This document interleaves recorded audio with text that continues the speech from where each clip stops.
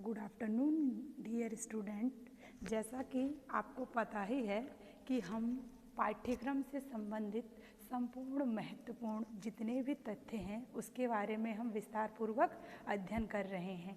जैसे पिछली कक्षाओं में हमने पढ़ा पाठ्यक्रम का अर्थ, परिभाषाएं, विशेषताएं, उसी के अंतर्गत एनसीएफ का अध्ययन किया, एनसीएफटी के भी अध्ययन किया, प्रिंसिपल्स ऑफ करिकुलम। ये सारे जितने भी तथ्य आते हैं ये पाठ्यक्रम के ही सब पार्ट्स हैं। ओके, और आज हम इसी के अंतर्गत जिसके बारे में अध्ययन करेंगे वह है पाठ्यक्रम का क्षेत्र। अर्थात हमारा जो आज का टॉपिक है वो कौन सा है? पाठ्यक्रम का क्षेत्र, स्कोप ऑफ करिकुलम।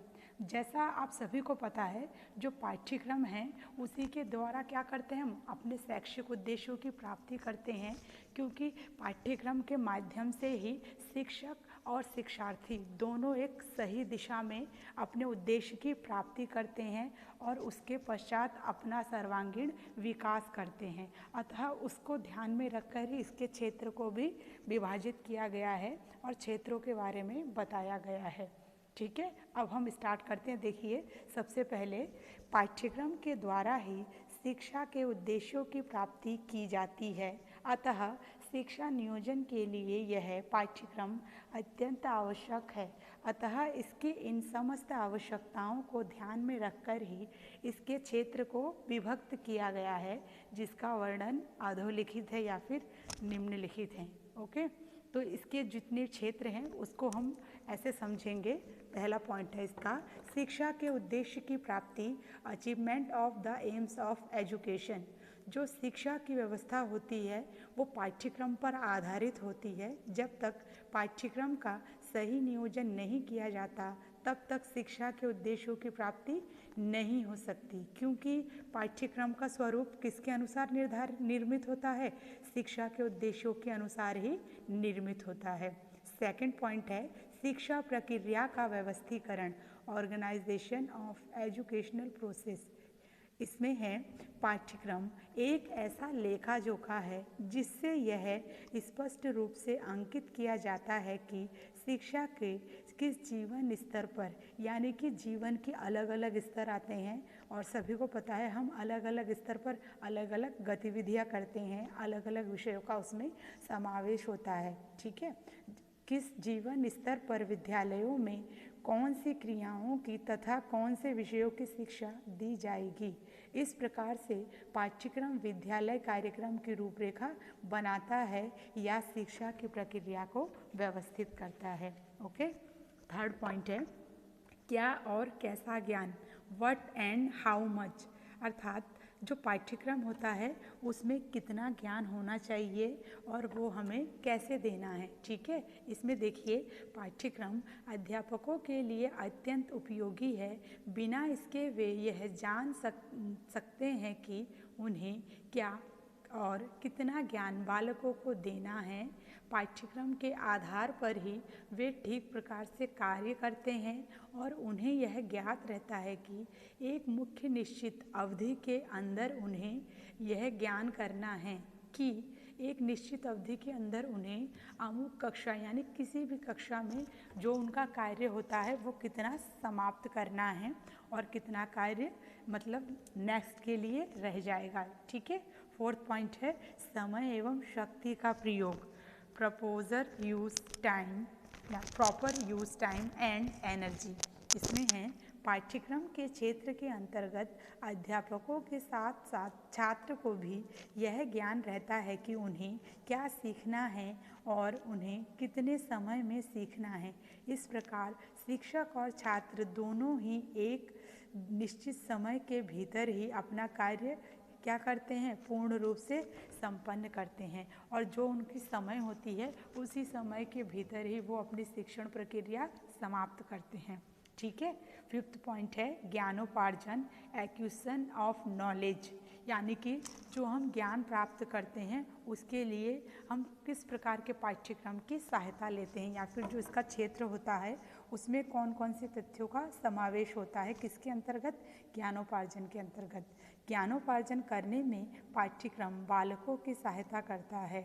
यह सही है कि ज्ञान एक है, परंतु मनुष्य ने अपनी सुविधा के लिए इसके कई भाग कर लिए, जैसे साहित्य के लिटरेचर हो गए हमारे, अंग्रेजी, हिंदी, संस्कृत, इस प्रकार से गणित, विज्ञान, सामाजिक विज्ञान, एसएसटी। ठीक है, इसमें सभी विषय आते हैं, ये तो आप सभी को पता ही होगा।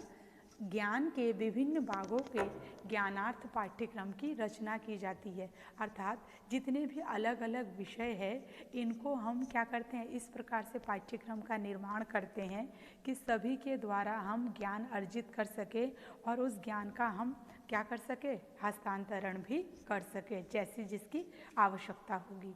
6 पॉइंट है चारित्रिक विकास, डेवलपमेंट ऑफ कैरेक्टर। ओके, जो डेवलपमेंट ऑफ कैरेक्टर है इसके अंतर्गत है चारित्रिक विकास की दृष्टि से शिक्षा इस बात पर बल देती है कि बालकों के अंदर मानवीय गुण जैसे सत्य, सेवा, त्याग, परोपकार, सद्भावना इत्यादि उत्पन्न किए जाएं, एवं यह कार्य इस पाठ्यक्रम के द्वारा ही संभव होता है। अर्थात जो अगर बालकों के अंदर मानवीय गुण सत्य, सेवा, त्याग, परोपकार, सद्भावना, नैतिकता, सद्भाविता, ये सारी चीज़ें अगर नहीं आएंगी तो ऐसा पाठ्यक्रम कैसा है, व्यर्थ है ऐसे पाठ्यक्रम का निर्माण। अतः हमें ऐसे पाठ्यक्रम का निर्माण करना चाहिए जो बालकों के अंदर मानवीय गुणों का विकास कर सके और सद्भावना की जो भावना है वो उसके अंदर विकसित हो सके। ठीक है, 7 पॉइंट देखेंगे, पाठ्य पुस्तकों का निर्माण, प्रिपरेशन ऑफ टेक्स्ट बुक। जब हम पाठ्यक्रम का निर्माण करते हैं ना तो किसके आधार पर करते हैं, पाठ्य पुस्तकों में हम वही सामग्री रखते हैं जो किसी भी स्तर के पाठ्यक्रम के अनुकूल हो। जैसा देखिए इसमें कहा भी है, पाठ्यक्रम के आधार पर ही पाठ्य पुस्तकों में वही सामग्री रखी जाती है जो किसी स्तर के पाठ्यक्रम के अनुकूल हो।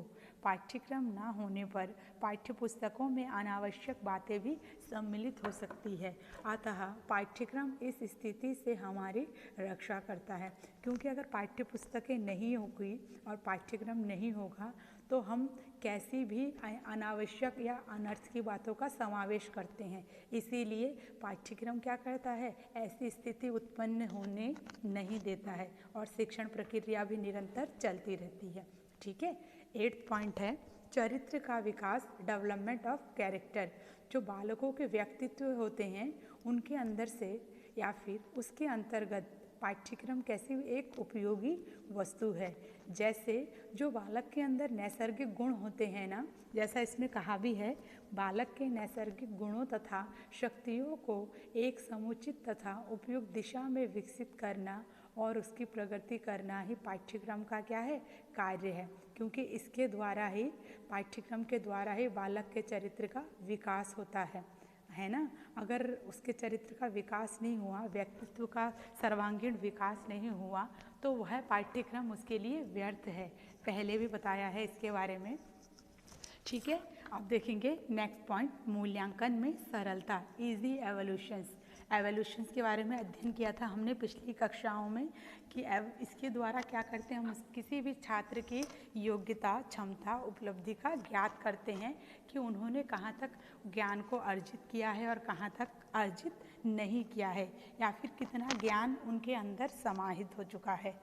ठीक है, इसमें देखिए, किसी कक्षा के स्तर के पाठ्यक्रम के आधार पर ही उस कक्षा के छात्रों की योग्यता का मूल्यांकन संभव हो पाता है। अगर इसका अभाव होगा तो क्या होगा, मूल्यांकन जटिल होगा, अर्थात कठिन हो जाएगा और जो मूल्यांकन प्रक्रिया है वो वहीं पे बाधित हो जाएगी।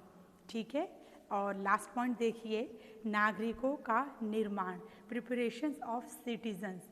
क्योंकि जो शिक्षा होती है उसका मुख्य उद्देश्य क्या होता है, उपयोगी एवं आदर्श नागरिकों का निर्माण करना है। जैसा आदर्श एवं उपयोगी नागरिक कौन होते हैं? वही होते हैं ना जिसकी शक्तियाँ पूर्ण रूप से विकसित हो, जो कानून का पालन करे, न्यायानुकूल आचरण करे। इन्हीं सभी तथ्यों की क्षमता व योग्यता उत्पन्न करने के लिए किसका निर्माण करते हैं हम? पाठ्यक्रम का निर्माण करते हैं। ठीक है, इसके अंतर्गत और भी कई सारी चीज़ें आ सकती है, जैसे अन्वेषकों की उत्पत्ति, प्रांतीयता की भावना, सद्भावना की विकास, ये सारी जितने भी चीज़ें हैं ये सब हमारे पाठ्यक्रम के क्षेत्र के अंतर्गत हम इनको क्या करते हैं? सम्मिलित करते हैं। ठीक है, तो आज हमने पाठ्यक्रम के क्षेत्र के बारे में अध्ययन किया। जो हम अगला टॉपिक रहेगा हमारा, उसके बारे में हम अगली कक्षा में अध्ययन करेंगे। Okay, thank you class.